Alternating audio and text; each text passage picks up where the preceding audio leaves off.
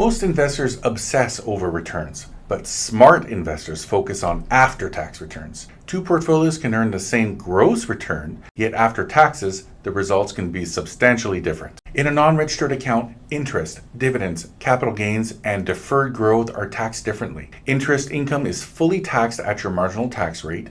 Eligible dividends from Canadian corporations are taxed more favorably thanks to the dividend tax credit. Capital gains are only half taxable at the moment, and deferred growth is not taxed until realized. Let's compare these types of returns so that you can get a better idea of the magnitude of differences. Let's see why after-tax returns matter so much. We're going to compare three investors. Each invests $100,000 and each earns the same 5% return, but the type of income is different.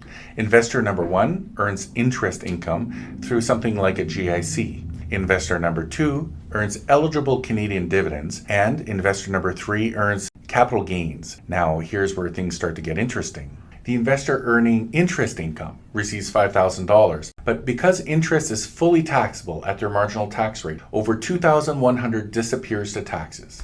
Poof. They only keep about $2,800 after tax, and that means their 5% return becomes closer to 2.8% in their pocket.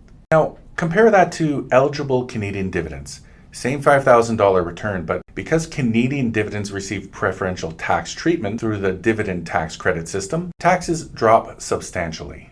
Instead of keeping $2,800, they keep roughly $3,600. That's already hundreds of dollars ahead in just 1 year. Now let's take a look at capital gains. Again, same 5% return, but only half of the gain is taxable. So taxes fall even further. Now, the investor keeps almost $3,900 after tax. That's more than $1,000 ahead of interest income investor, despite earning the same return. And if you enjoy learning about retirement planning, taxation, and strategies to help you to keep more of your hard-earned money, then make sure to subscribe, because this is exactly the kind of thing that we talk about on this channel. And then we arrive at the most tax efficient category of them all, deferred growth. Because if the investment grows in value but isn't sold, then there's no taxable event at all. No realized gain and no immediate tax bill. The money simply continues compounding, and that's a powerful thing. Because the less money lost to taxes along the way, the more money remains invested and compounding for you over time. Now let's look at what this might look like in the real world. Imagine Gord and Marie, both 40 years old and both have $100,000 to invest inside a non-registered account. Gord decides to play it safe, and he invests in a GIC earning 3.75%. Marie invests in a Canadian dividend-focused investment portfolio. Now, at first glance, Gord actually appears to be ahead of Marie because the dividend yield for Marie is only 3.17% compared to Gord's 3.75% interest rate. But this is where taxes completely change the picture. Remember, interest income is fully taxable while eligible Canadian dividends receive preferential tax treatment. So, after taxes, Gord keeps only about 2.1% in his pocket, while Marie keeps roughly 2.3% after tax from the dividend income alone. So even though Marie started with a lower yield, she actually ended up ahead after taxes. And this is before we even get to the real advantage. In addition to her dividend income, Marie also generates approximately 1% per year in capital gains, which are taxed more efficiently than interest income. But the biggest driver of long-term wealth creation is deferred growth. Marie's portfolio has historically generated roughly 8.7% per year of unrealized growth. Growth that continues compounding year after year without triggering any taxation. Gord doesn't get that advantage with a GIC.